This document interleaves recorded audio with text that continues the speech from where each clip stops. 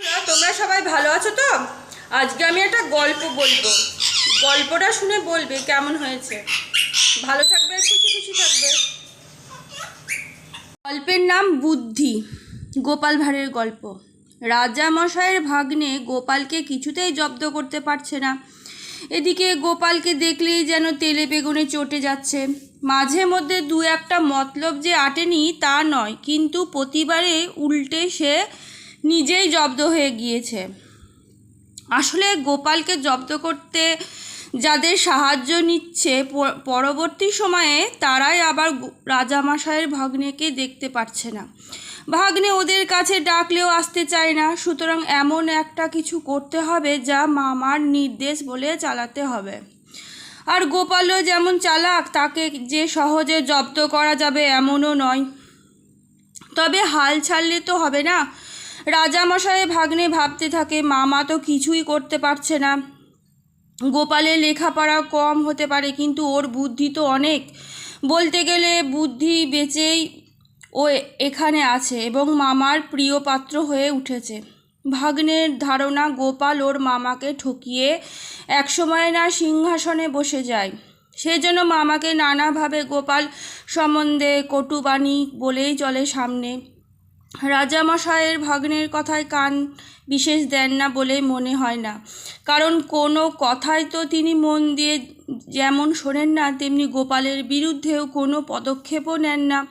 সুতরাং অন্য মতলব ভাসতে হবে। ভাগ্নে লক্ষ্য করে দেখছে মামা হাসির কথা শুনতে চান, রসে বসে থাকতে চান। মামার কথায় যত হাসি খুশি থাকবে ততই মন ভালো থাকবে, শরীরও ভালো থাকবে। সেই জন্য একদিন রাজামশাইয়ের কাছে গিয়ে ভাগ্নে আবদার করে বলল, মামা, গোপাল তো রোজ মজা করে এবং মজার মজার কথার মাধ্যমে আমাদের নিয়মিত ঠকায় ও জব্দ করে। আমরা একদিন ওকে মজার মাধ্যমে জব্দ করতে পারি না? কী রকম? রাজামশাই শোধান। ভাগ্নে বলে, আপনার 3 জন পেয়াদাকে গোপালের বাড়িতে পাঠান এবং ওদের নির্দেশ দেন গোপালের বাড়িতে ওর মলত্যাগ করে আসবে। রাজামশাইয়ের কথাটা মনে ধরল। সত্যি তো, এর ভিতরে একটা মজাও আছে। মামা রাজি হয়ে গেলেন। ভাগ্নে তো খুব খুশি। ব্যাপারটা মামা যেভাবে দেখছে দেখুক, কিন্তু এর ভেতরে আছে অপমান ও অসম্মান। দেখা যাক গোপাল কিভাবে ওর অসম্মান এবারে ঠেকায়। 3 জন পেয়াদা গোপালের বাড়িতে ভোর ভোর এসে পৌঁছে বলল, আজ তোমার বাড়িতে আমরা মলত্যাগ করতে এসেছি। এটা রাজামশাইয়ের হুকুম।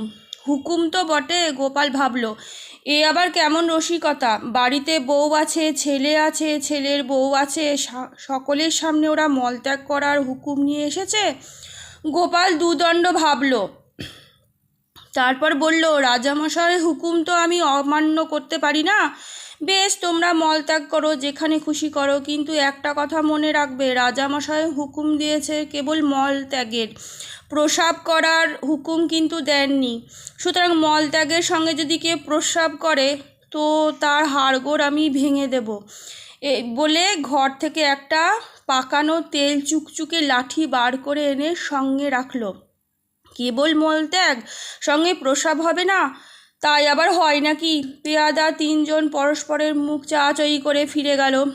সব শুনে টুনে রাজামশাই হো হো করে হেসে ভাগ্নেকে ডেকে বললেন, দেখলি তো, গোপালের বুদ্ধির সঙ্গে পেরে ওঠা যাবে না।